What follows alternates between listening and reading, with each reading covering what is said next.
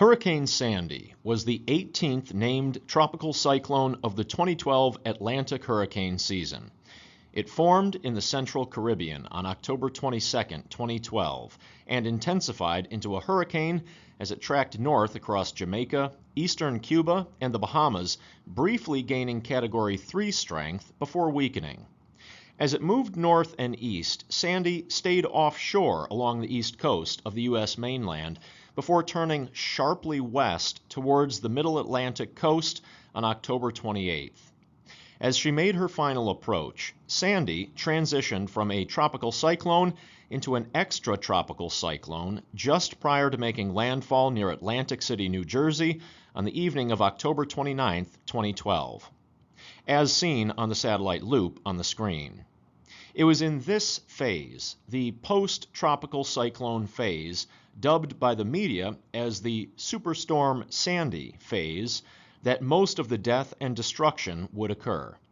Hurricane Sandy devastated New York City and Long Island. Despite living in a city with 520 miles of coastline, residents had never grappled with storm surge of this scale. Salt water and debris covered a huge swath of the 5 boroughs, and unlike with prior major storms, the impacts did not dissipate when the weather improved. Because the flooding was due to salt water, it corroded critical infrastructure that was stored below grade, resulting in extensive power outages and irreparable damage. In this presentation, I'm going to review step by step what happened, the scientific factors that made this storm so devastating, DEC's involvement as an agency, and changes that have been made since 2012. First, let's review the stats. The storm wreaked havoc from Jamaica to Canada, and while it did cause fatalities in the tropics during its time as a hurricane, by far the greatest death toll was incurred in the northeastern United States once the storm had transitioned to a powerful extratropical cyclone. While reports vary, approximately 158 people in the United States lost their lives to Sandy. 71 direct deaths, 87 indirect deaths, making Sandy, at the time, the deadliest hurricane to hit the United States mainland since Hurricane Katrina in 2005, even though Sandy technically was not a hurricane when it made landfall, and the deadliest to hit the East Coast since Hurricane Agnes in 1972. Helene reclaimed that title in 2024 with over 200 deaths. In the U.S., 71 direct deaths occurred across 8 states, including 49 in New York, 10 in New Jersey, 3 in Connecticut, 2 in Pennsylvania, 2 in Maryland, and 1 each in New Hampshire, Virginia, and West Virginia. There were also 2 direct deaths from Sandy in the Atlantic Ocean, about 90 miles off the North Carolina coast. 87 indirect deaths were also attributed to the storm, many of which were from carbon monoxide poisoning in New York City and New Jersey in the days that followed. A total of 24 U.S. states were in some way affected by Sandy. The storm caused tens of billions of dollars in damage, with about 570,000 buildings being heavily damaged, 8.6 million power outages, and roughly 20,000 flights being canceled. With that in mind, it should come as a surprise to no one that Sandy makes the top 10 list of costliest hurricanes in United States history. Here's a quick look at the costliest Atlantic hurricanes on record, with the infamous Katrina topping the list when the levees failed in Louisiana in 2005, effectively tied with Hurricane Harvey, which dumped a staggering 40-plus inches of rain on parts of inland Texas in 2017. The cost here is listed in billions with a B. Sandy comes in at number 8. But adjusted for inflation, it would rank number 5 on the list, with just over $100 billion in inflation-adjusted damages in the U.S. Perhaps not surprisingly, it easily comes in as the costliest storm ever to strike the state of New York.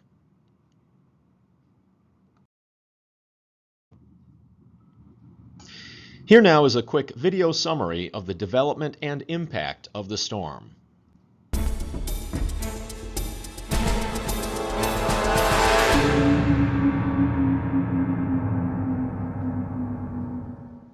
For 7 days in the fall of 2012, Hurricane Sandy pounded the Caribbean and U.S. East Coast with punishing rain, wind, and waves. As the storm approached landfall, the National Hurricane Center renamed the hurricane Post-Tropical Cyclone Sandy. But to those whose lives were devastated, it will always be remembered as Superstorm Sandy. What happened in the atmosphere that caused this monstrous storm to form? Summer and winter weather conditions collided with extreme forces. The primary difference between a tropical cyclone, also called a hurricane, and a wintertime cyclone is the energy source. Tropical cyclones extract heat from the ocean and grow by releasing that heat in the atmosphere near the storm center. Wintertime storms, on the other hand, get most of their energy from temperature contrasts in the atmosphere, and this energy usually gets distributed over larger areas. Sandy started out as a classic hurricane, getting energy from the warm waters of the Caribbean and moving northward along the Gulf Stream. Sandy then took a sharp left turn into the New Jersey and New York coasts and collided with a winter-like storm system. As Sandy's energy source transitioned from the warm ocean water to the atmosphere, it morphed into a wintertime cyclone and dramatically increased in size. High winds extended 1,000 miles across, bringing record-breaking storm surges to coastal areas and blizzard conditions to the mountains. Tunnels turned into rivers and parking lots into ponds. Residents returned to find their belongings floating in pools of water in their homes and yards. Cars were pushed around like toys, and mountains of sand filled the streets.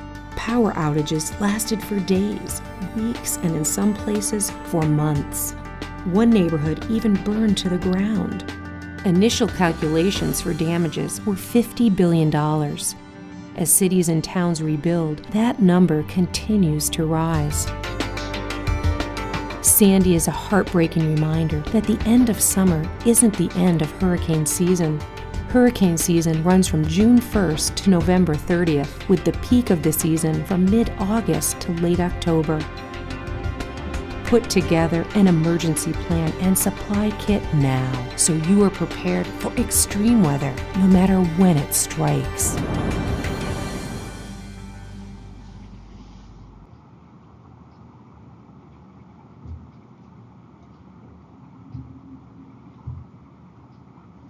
In the video, they mentioned the difference between a tropical cyclone, or hurricane, and a post-tropical or extratropical cyclone. I'm going to dig into how those storms form and what makes them so different. But first, let's cover a couple of definitions.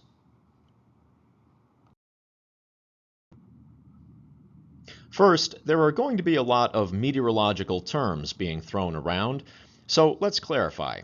What is a cyclone? Well, the dictionary defines it as, quote, a system of winds rotating inward to an area of low atmospheric pressure with a counterclockwise circulation in the northern hemisphere. Basically, a storm system associated with an area of low pressure. Great, so pretty much every type of storm. It turns out cyclone is a very generic term.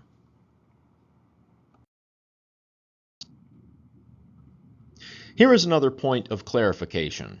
In the Atlantic Ocean and Eastern Pacific, tropical cyclones of a certain strength are called hurricanes.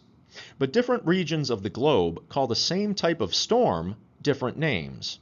In the Western Pacific Ocean and South China Sea, they are known as typhoons. And in the Indian Ocean, they are known as cyclones. But they all refer to the same type of storm, tropical cyclones. So if you have heard those different terms, that's what it means. Superstorm, on the other hand, means nothing. It is not a weather term. It was made up by the media because extratropical cyclone Sandy wasn't catchy enough for TV. So let's take a look at the difference between tropical cyclones and extratropical cyclones. Extratropical basically just means non-tropical. Tropical cyclones are also known as warm core lows, which can form hurricanes or tropical storms. And extratropical cyclones, also known as cold core lows, can form anything from nor'easters, blizzards, and powerful winter storms to severe thunderstorms, tornado outbreaks, and flash floods. These two types of storms are both capable of major destruction, but they differ from each other in several important ways. First, fronts. Tropical cyclones, or warm core lows, have no fronts because temperatures are fairly uniform, generally very warm, in all directions around the storm. Picture a tropical storm over the ocean. No fronts. Meanwhile, extratropical cyclones, or cold core lows, will typically have strong fronts associated with them, which are simply the separation of warm and cold air masses. Next, horizontal structure. Tropical cyclones are mostly symmetrical, forming those beautiful circular, spiraling satellite images from space, with the iconic eye of the hurricane in the middle. Extratropical cyclones tend to be less symmetrical, commonly forming the comma cloud shape around the center of low pressure with long cloud tails along the frontal boundaries. Visual examples of these would be on the left, 2017's Hurricane Irma, tropical cyclone with symmetrical spiral, and on the right, the winter of 1993's Storm of the Century, extratropical cyclone, comma-shaped cloud. Then, centralized temperature. Tropical cyclones, or warm core lows, form from strong surface heating.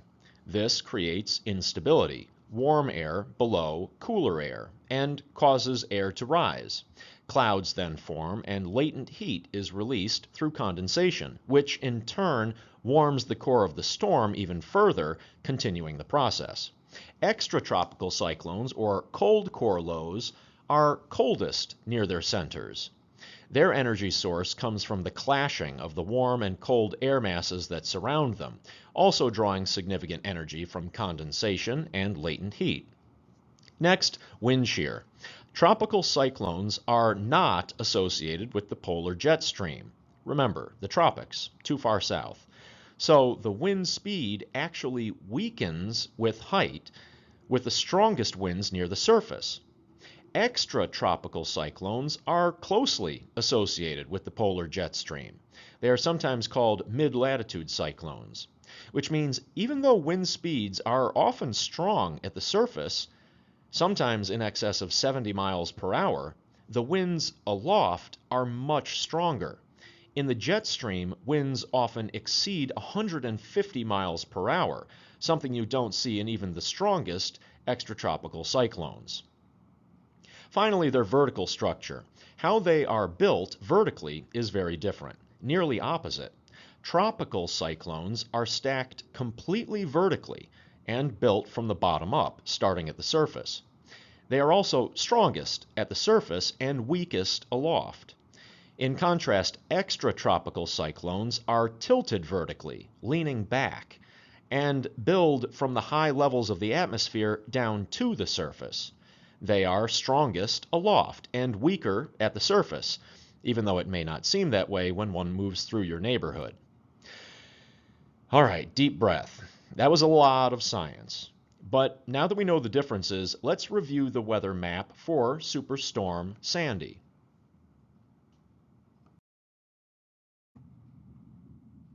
Based on what we covered on the last slide, here is a look at extratropical cyclone Sandy just before making landfall. No longer tropical, she now has clearly defined frontal boundaries that separate warm, humid air on the right side behind the warm front, where the temperature is near 70 degrees, and sharply colder air getting pulled down from the north behind the storm to the left, where the temperature is closer to 40 degrees. Sandy changing from tropical to extratropical is not unusual.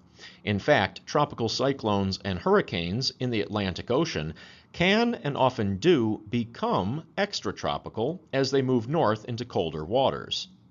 Here is a look at a typical life cycle of an Atlantic hurricane. Understand that this is just a common example.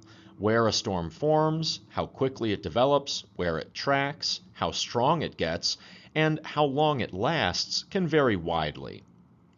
The first step that occurs in the first 1 to 5 days is with a disturbance or cluster of thunderstorms. In the common example shown here, a tropical wave exits the west coast of Africa, moving west. Step 2. If that cluster of storms moves into favorable conditions, warm waters, deep moisture, and low vertical wind shear, during days 5 through 6, it can strengthen into a tropical depression. Step 3. If it stays in conditions that allow it to grow, by days 7 to 9, it can become a tropical storm. Step 4. Continued favorable conditions, helped by an increase in rotation as it moves further from the equator, can allow the storm to strengthen into a hurricane in days 10 to 15. Here in step 5 is where our story gets interesting. As the storm moves north into cooler waters, it moves into a very different environment, one filled with warm and cold clashing air masses separated by fronts. At this point, often the storm starts to weaken because the surface will provide less heat energy and less moisture in cooler waters. But it also starts to change into a different kind of storm, an extratropical cyclone. This type of storm is fueled by a mixing of warm and cold air masses. And while it is a very different type of storm, it can still do a lot of damage. That changeover from a tropical to an extratropical cyclone actually complicated things significantly and played an important role in the warnings that were and weren't issued when Sandy hit New York. Here is a reminder of what defines the difference between a tropical depression, a tropical storm, and different categories of hurricane. The Saffir-Simpson wind scale has been the basis for categorizing tropical cyclones since the 1970s, and is still how storms are defined to this day. Most of us are used to winds being displayed in miles per hour, so here's a quick breakdown. Tropical depressions have winds of less than or equal to 38 miles per hour. Tropical storms have winds between 39 and 73 miles per hour. Anything with 74 mile per hour winds and up are considered hurricanes. And anything Category 3 or stronger with winds of 111 miles per hour and up is considered a major hurricane. When Sandy made landfall, it still had winds sustained at 70 miles per hour, which means it had the strength of a tropical storm, almost a Category 1 hurricane. But of course, it was no longer tropical in nature. That created some problems that we will discuss later on. Now I want to talk about what steers hurricanes, known as the steering flow, or the flow that tells hurricanes where to go. Large high and low pressure weather systems push hurricanes around like corks in a river. A hurricane may seem very large, but compared to global scale wind circulations, they are relatively small. In the North Atlantic Ocean, air circulates clockwise around what's known as the Bermuda High, named as such because its center is often located near the island of Bermuda. Also sometimes called the subtropical high. It is a semi-permanent global circulation. Remember, counterclockwise circulation for low pressure, clockwise circulation for high pressures such as this. But while it is semi-permanent, its size, strength, and therefore its influence on hurricanes fluctuates widely. High pressure is usually responsible for pushing hurricanes westward in the tropical Atlantic. Hurricanes are then guided northward around the west side of the Bermuda High, directing some hurricanes in the direction of the east coast of the United States. A very strong Bermuda high will push hurricanes past Florida into the Gulf of Mexico. In New York, hurricanes can be directed to hit us in a couple of different ways. First, let's talk about pathway number 1, which was the same pathway taken by Hurricane Irene, seen here, which caused severe flooding damage in New York and Vermont in 2011 and resulted in the death of 40 people in the U.S. This pathway looks a lot like the last slide, right? The Bermuda High, at moderate strength, pushed Irene westward toward the Bahamas. Then Irene, still blocked by the Bermuda High, turned to the north as it passed the Bahamas and started to move up the east coast. Irene made landfall first on North Carolina's Outer Banks as a strong Category 1 hurricane. Then Irene made a second landfall at Brigantine in southeastern New Jersey. And finally, it made a third landfall with winds 65 miles per hour, making it a tropical storm, in Brooklyn, New York, where it tracked inland across southern New York and Vermont. In this pathway, hurricanes typically weaken to tropical storms by the time they reach New York, which did happen in this case. Many of you, like myself, may have lived it. But for those who didn't, here are just a few photo reminders of the severe flooding caused by Irene. Here is a second example. This is the pathway taken by Hurricane Agnes in 1972. In this scenario, the Bermuda High, which was weaker than usual, initially pushed Agnes to the north and slightly west, and then allowed her to move north and east, heading away from the east coast. But as the storm started to move away, tracking northeast, a second area of high pressure to the north, called a blocking high, pushed the storm back to the west and directly into New York, where it made landfall as a tropical storm before stalling and transitioning into an extratropical cyclone. It is this second pathway that is similar to the track that Superstorm Sandy took 40 years later, but the impacts on New York between the two storms were dramatically different. Agnes resulted in catastrophic inland flooding in central and western New York, with minimal impact along the coast. Most of you probably weren't around for Agnes, so here are a few photos of the Agnes flooding from 1972 in Chemung and Steuben counties in west central New York, where 24 people lost their lives. Now here is a side-by-side so you can see how the path of Agnes in 1972 on the left compares to the path of Sandy in 2012 shown on the right. In both cases, a blocking high pushed the storms on a collision course with New York, yet the impacts from these two storms, as we know, were dramatically different.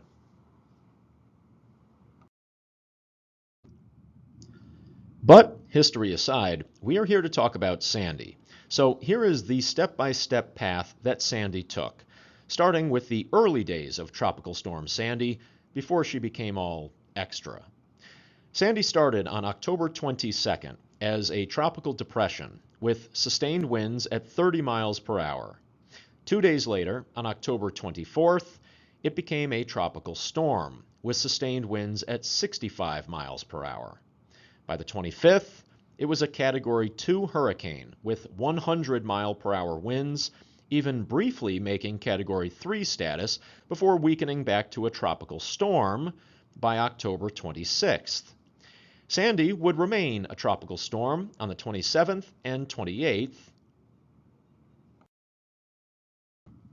But unusually, Sandy actually strengthened as she moved north, regaining hurricane strength on October 29th, with sustained winds of 85 miles per hour, before weakening later that same day to just below hurricane strength, transitioning into an extratropical cyclone and making landfall near Atlantic City, New Jersey, still with sustained winds of 70 miles per hour. But where Sandy landed is a big part of why the damage was so bad in New York. Had she made landfall 100 or 200 miles further north, the story may have been very different. Now let's take a look at why the location was such a critical part of why Sandy was so bad.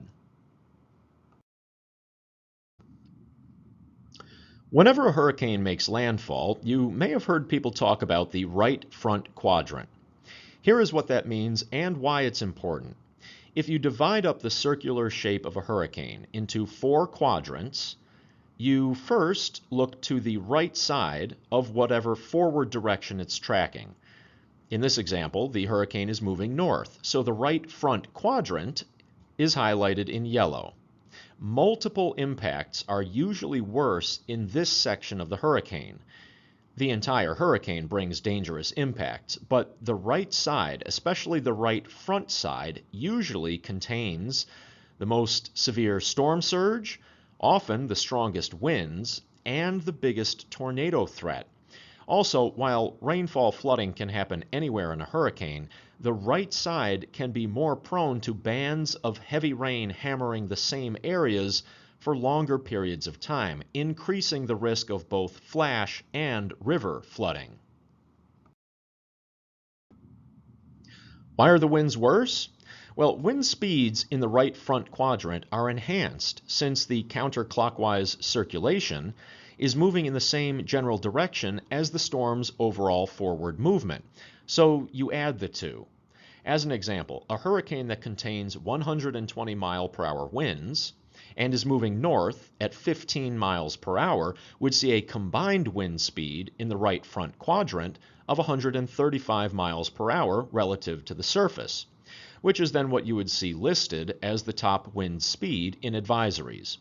Winds on the back or left side of the hurricane are moving in the opposite direction of its forward motion, so they would be reduced or subtracted on that side to the same degree.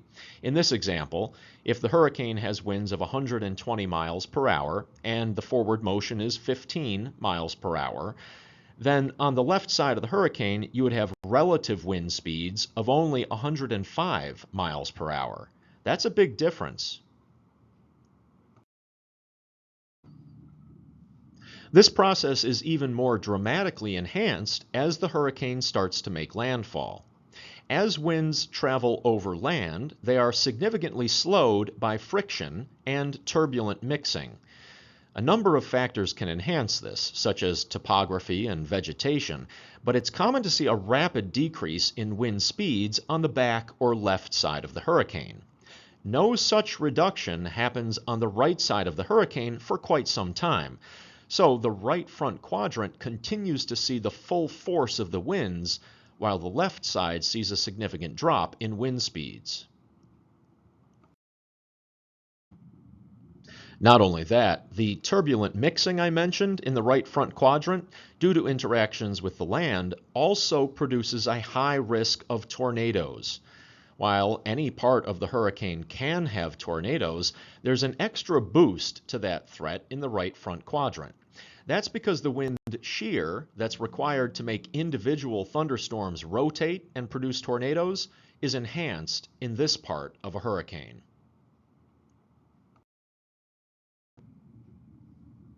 And perhaps most importantly, storm surge is also the most extreme on the right front quadrant.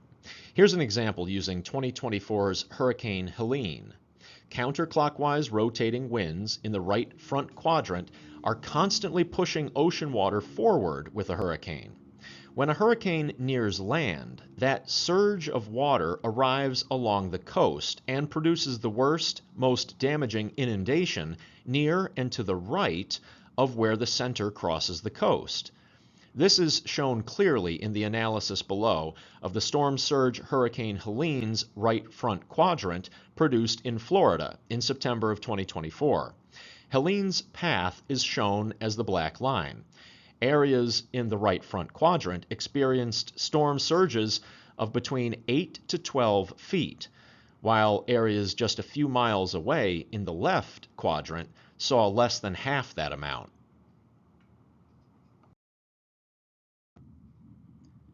With that in mind, let's revisit the path of Superstorm Sandy. As you can see, New York City and Long Island were right smack in the middle of the right front quadrant, which is why they saw the highest wind speeds, the greatest storm surge, and the most damaging coastal flooding.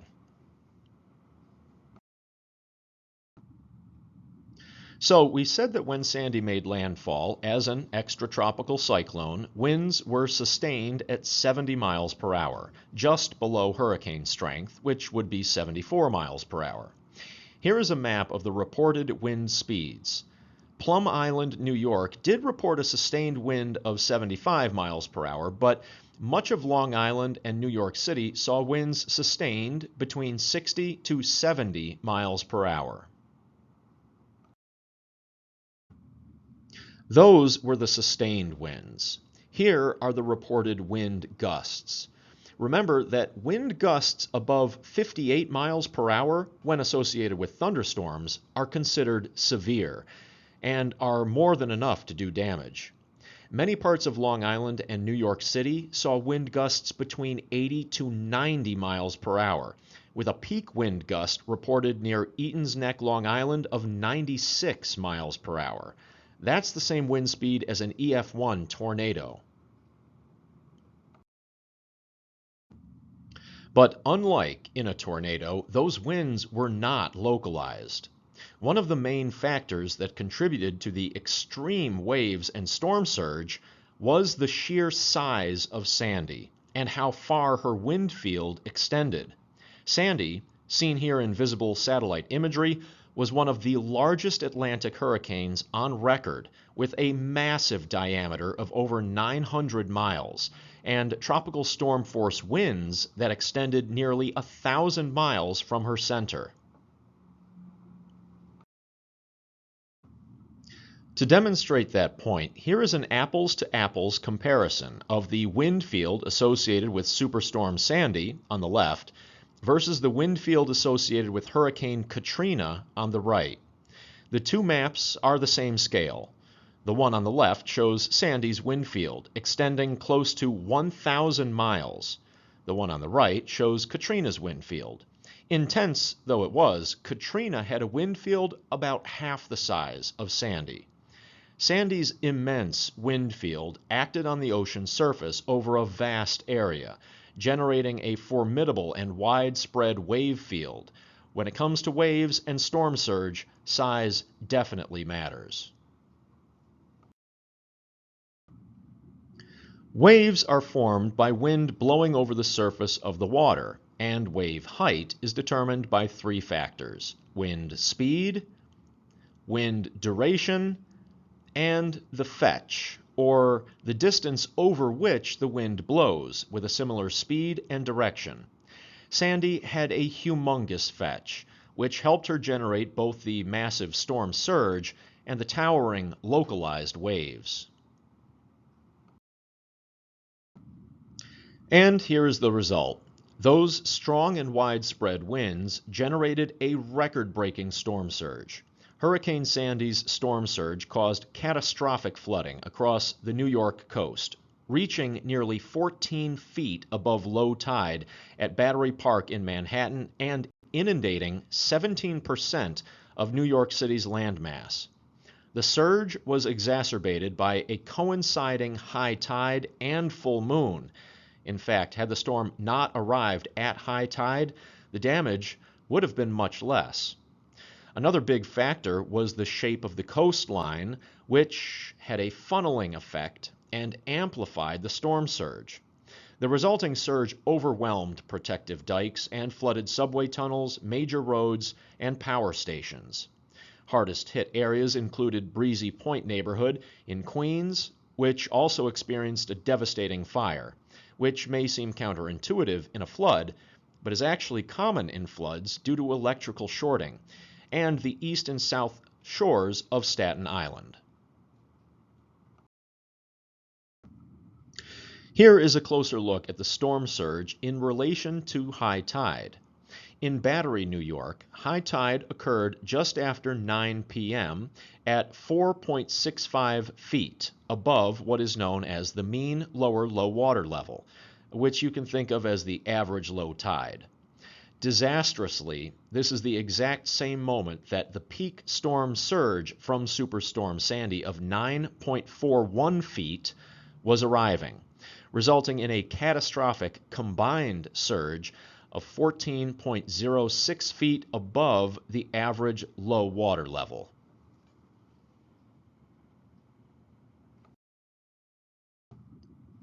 In Bergen Point, New York, the peak surge thankfully arrived a little behind the high tide of 5.15 feet, but with a storm surge of nearly 9.5 feet, the combined high water mark was over 14.58 feet above the average low water level.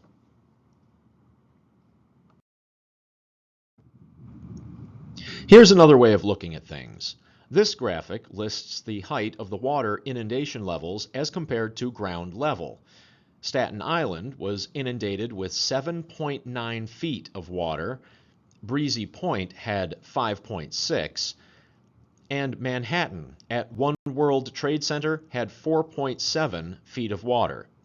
But neither the tides, the storm surge, or the inundation above ground level factor in one critical aspect: the waves. Offshore and pounding the beaches, record-setting waves were reported, with a wave height at buoy 44065, indicated by position number 1 on the map, 15 nautical miles southeast of Breezy Point, New York, reported at an incredible 32.5 feet, smashing the previous record of 26 feet, which had been set during Tropical Storm Irene just the previous year. And buoy 44025, indicated by position 2 on the map, reported a wave height of 31 feet, breaking the previous record of 30 feet set in 1992. One can reasonably assume from the data that these wave heights were the largest since record-keeping began in the Western Atlantic in 1975.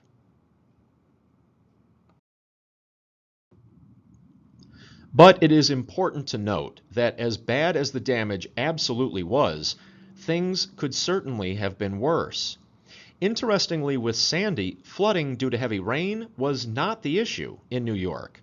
Most of New York State received less than 1 inch of rain, so there was no significant inland flooding, and the coastal flooding certainly could have been made much worse if Sandy had brought torrential rain with it.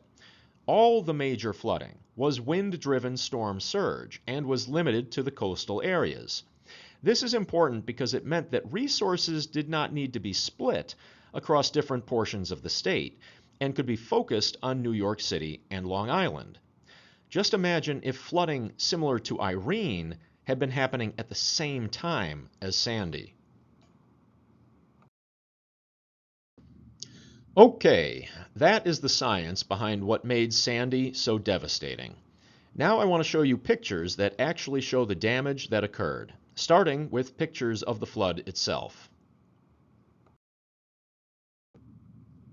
The flooded streets under the Manhattan Bridge in the Dumbo section of Brooklyn, New York on October 29, 2012. Notice also the wind-driven waves on top. Seawater pours into the Ground Zero construction site.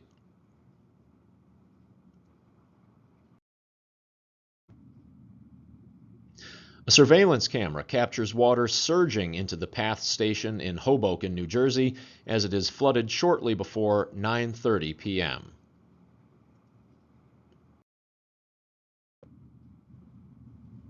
This is the New York City subway in Manhattan at Lexington Ave.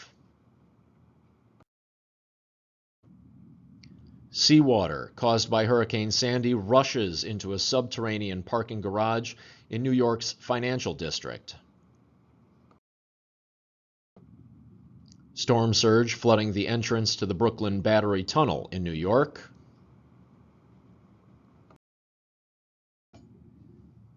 Here, a vehicle sits submerged on 14th Street near the consolidated Edison power plant. New York's main utility said large sections of Manhattan had been plunged into darkness by the storm as water pressed into the island from three sides, flooding rail yards, subway tracks, tunnels, and roads. A man in snorkeling gear and his friend wade through the flooded streets of Brooklyn.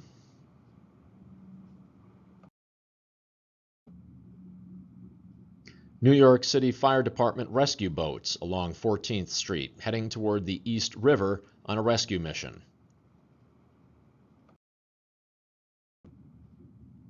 Babylon Fire Department on Long Island braves fire and chest-deep water. As mentioned, fires are actually common in urban flooding due to electrical shorts, which can also pose threats of electrocution to those trying to put out the fire.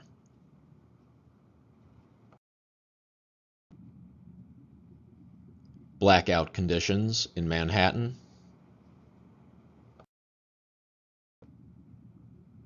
And finally, a blacked out New York City skyline.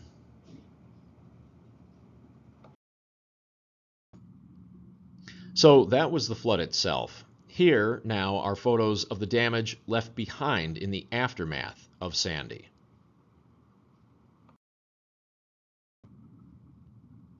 Debris litters a flooded street in the Dumbo section of Brooklyn after the city awakens to the effects of Superstorm Sandy. Cars floating in a flooded parking garage entrance in the financial district of New York.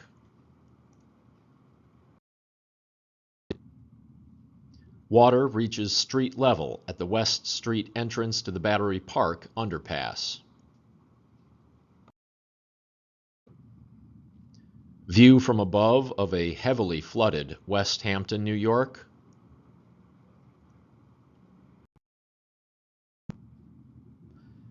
Damage caused by the fire at Breezy Point in the New York City borough of Queens. The fire destroyed between 80 and 100 houses in the flooded neighborhood. More than 190 firefighters worked to contain the 6-alarm blaze fire.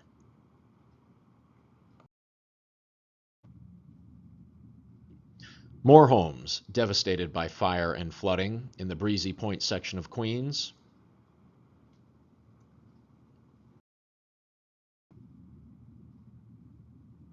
And one more, damage caused by the fire at Breezy Point.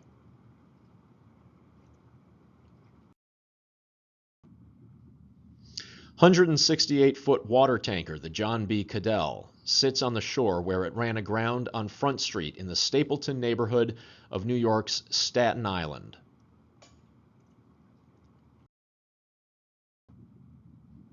A boat rests on the tracks at Metro North's Ossining Station on the Hudson Line in the aftermath of Sandy. A common sight, this was downed trees littering the street in Miller Place, New York. Just one example of the beach erosion that occurred in Montauk, New York. And here's a view from above of Fire Island, New York, before Sandy on the top and after Sandy on the bottom. View from above of Mansions Avenue, Staten Island marinas before Sandy. And the same view from above of Mansions Avenue, Staten Island marinas after Sandy.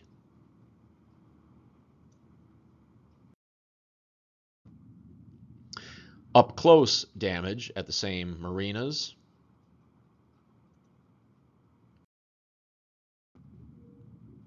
And another view of the boats and damaged piers at the marina.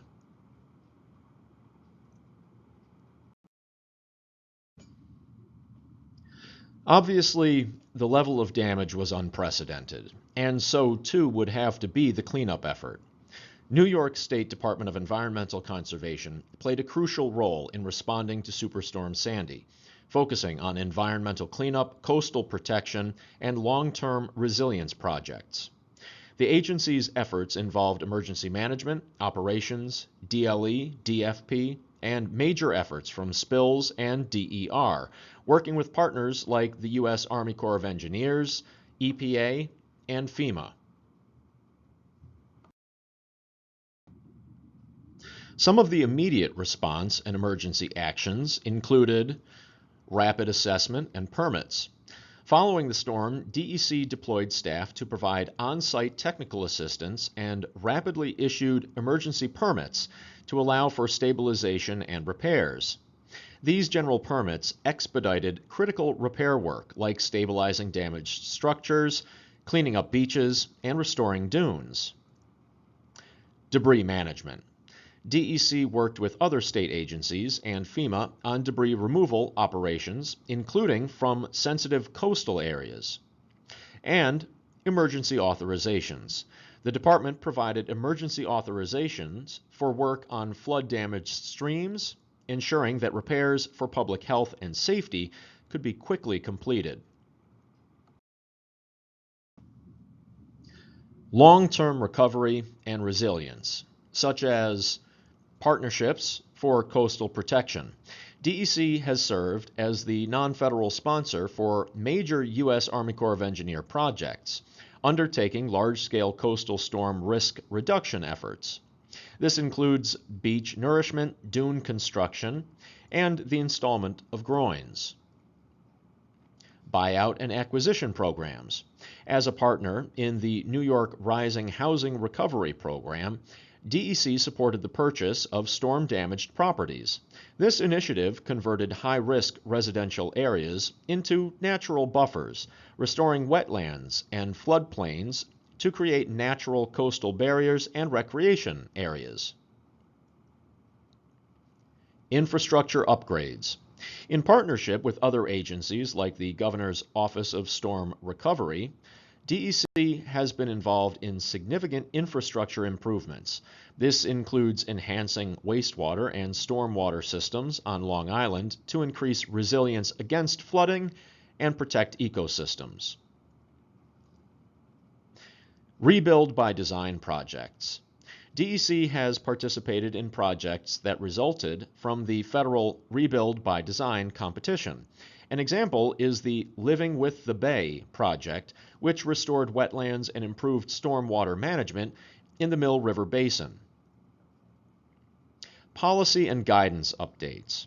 After Sandy, New York passed the Community Risk and Resiliency Act. DEC prepared state flood risk management guidance to incorporate potential future conditions like sea level rise and storm surge into regulatory programs and the siting of public infrastructure. Environmental planning and monitoring, including natural barrier restoration. DEC focused on restoring and enhancing the natural coastal barriers that protect New York's shores. This included efforts to rebuild sand dunes and plant vegetation to stabilize coastlines. Ecosystem enhancement. Through its involvement in various projects, DEC supported ecological improvements. For example, the Living Breakwaters project in Staten Island used eco-concrete structures to reduce storm waves while creating marine habitats. Assessment and planning. DEC provided crucial technical input for comprehensive recovery strategies and assessments related to environmental impacts and the vulnerability of natural resources.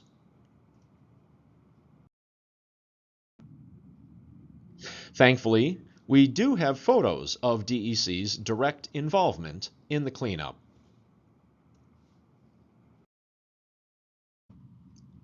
This photo shows the only member at the time of New York State DEC's emergency management on scene as part of the unified command under the U.S. Coast Guard. Derelict tanker John B. Cadell driven ashore by storm surge. And the boom deployment around said tanker.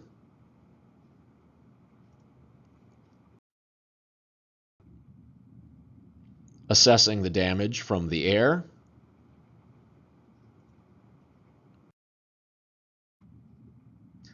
more boom deployment to contain spillage, closer look at some of the boom deployment,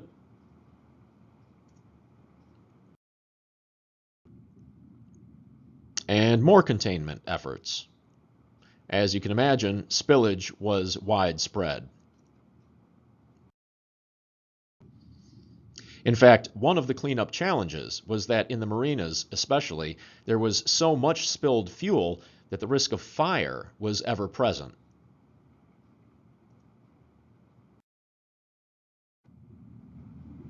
Floating debris corralled at Gateway National Park.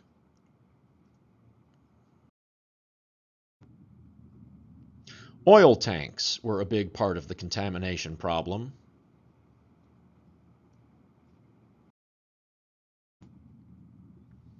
So determining which tanks still contained fuel and which ones had either spilled or were previously empty was important.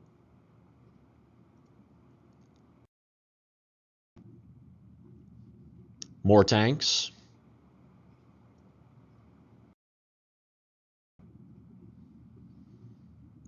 Work to protect ecosystems.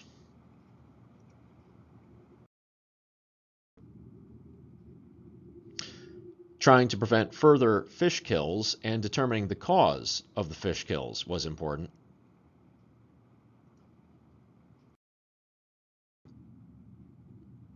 And of course, debris management was also a very big part of the cleanup effort.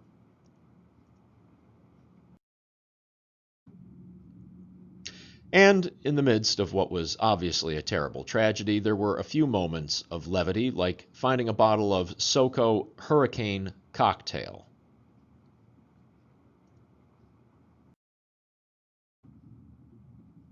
So, what lessons were learned from Sandy, and what has changed since 2012?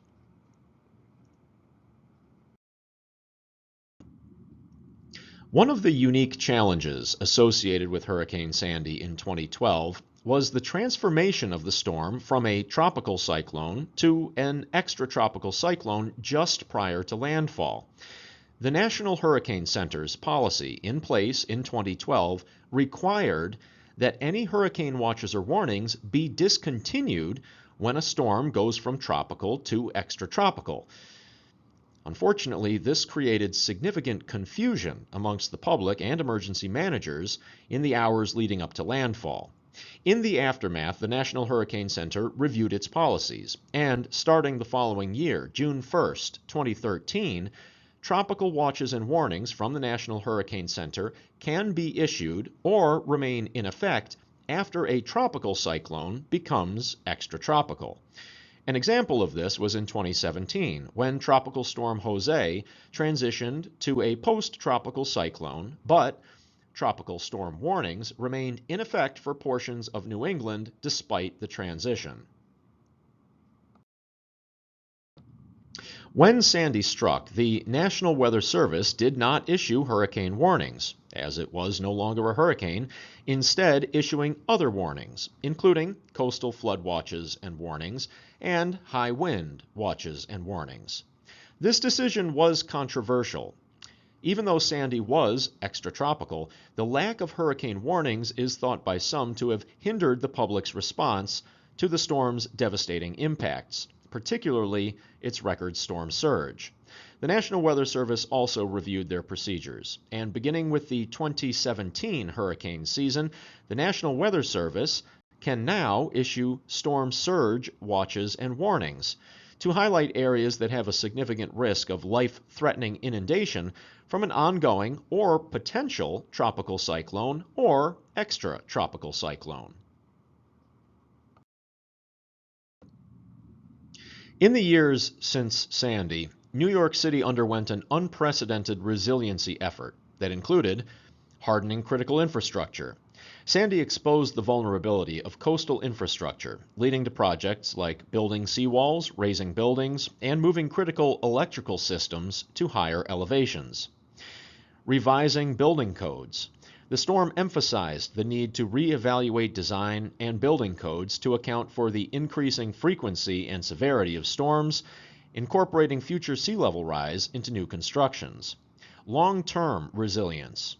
There was a shift from simply rebuilding to enhancing resilience. Redundant communication.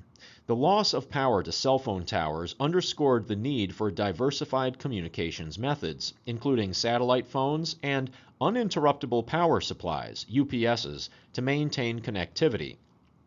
Community involvement. Emergency management planning became more inclusive, emphasizing the importance of involving the local community and parent groups in drills and preparedness efforts. And DEC as an agency now has a greater and more organized focus on emergency management across all programs and regions to help coordinate agency assets and response to a wide variety of disasters. As a discipline, emergency management is relatively new and continues to be a rapidly expanding and changing field. In 2012, at the time of Superstorm Sandy, the first official director of DEC Emergency Management, Ron Gatto, was a single resource to help coordinate DLE, DFP, and spills in emergency management activities. In the years that followed, emergency management continued rapidly changing and growing. It didn't become an official DEC program with a director and dedicated staff until September of 2017. During this same period, many other state agencies were also staffing up their own emergency management programs. Initially, in 2017, the Emergency Management Unit had a director and 3 full-time staff. Today, the Emergency Management Unit has a director and 8 full-time staff to help coordinate agency resources. Along with a greater focus on emergency management, plans have been developed for specific scenarios, both at a state and agency level, such as Emergency Management Operations Protocol, or EMOP. This document provides the functions of essential roles and responsibilities within the executive chamber and across state agencies when there is a need to establish regional emergency management operations.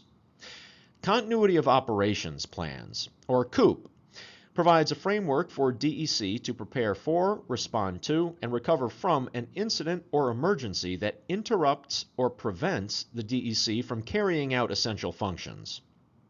Commissioner's Policy 54, or CP 54. This policy establishes how DEC will manage emergency responses and provides guidance for coordinating DEC programs and staff responding to incidents. And finally, in direct response to Superstorm Sandy, the Coastal Storm 5-Day Plan, which details a timeline of activities and actions to be taken in the lead-up to an approaching coastal storm.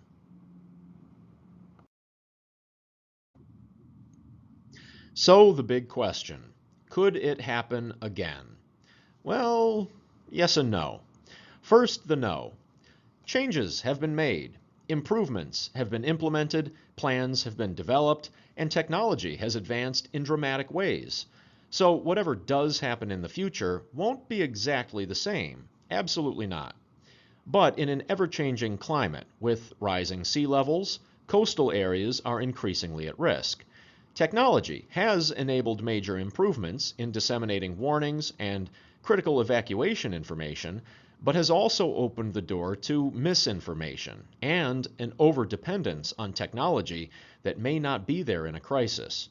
So the bottom line is the next storm will be different, but the likelihood of a devastating coastal storm striking New York in the future is a near certainty. Need evidence? Just look to the past. Here is a look at past hurricanes that impacted New York State dating back to the 1800s, some taking the more direct path, similar to Irene, and others getting blocked and taking a hard left turn into New York, similar to Sandy and Agnes. In the past, New York has taken quite a few hits. In fact, since the 17th century, 170 subtropical or tropical cyclones have affected the state of New York. But, as we reviewed, every storm is different. Small changes can make a big difference in the impacts those storms have on New Yorkers, which can make predicting exactly what to expect a big challenge. One of the factors that made Sandy so bad was that just 1 year prior, in 2011, Tropical Storm Irene had come through. Initial predictions were that Irene would hit New York City and Long Island hard, but it didn't. Coastal flooding remained minimal. Inland areas, however, experienced extreme flash and river flooding as a result of the 6 to 12 inches dumped on New York and New England. But damage on the coast was not as bad as some had feared. As a result, many downstate New York residents and businesses dismissed the suggestion that Sandy would be as bad as predicted. In reality, Sandy ended up being slightly worse than the initial forecast, catching many New Yorkers off guard and underprepared.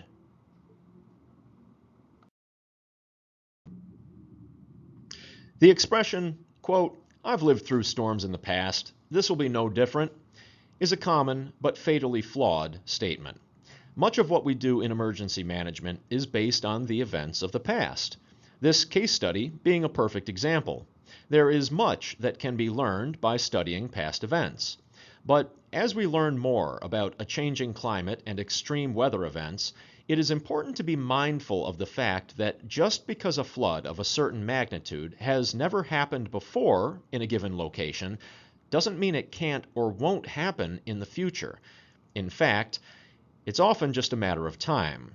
The storms of the future may well be worse than the storms of the past. Bottom line, we need to try to be prepared to face challenges that have never been seen in recorded history. Not an easy thing to do. So on that cheery note, this ends the case study of deadly Superstorm Sandy, one of the costliest storms in U.S. history and the costliest storm to date in the history of New York State. Thank you for taking time to watch this video, and feel free to send any comments or feedback to myself, Nicholas Johnston, in DEC's Emergency Management Unit. Thanks again, and have a great day.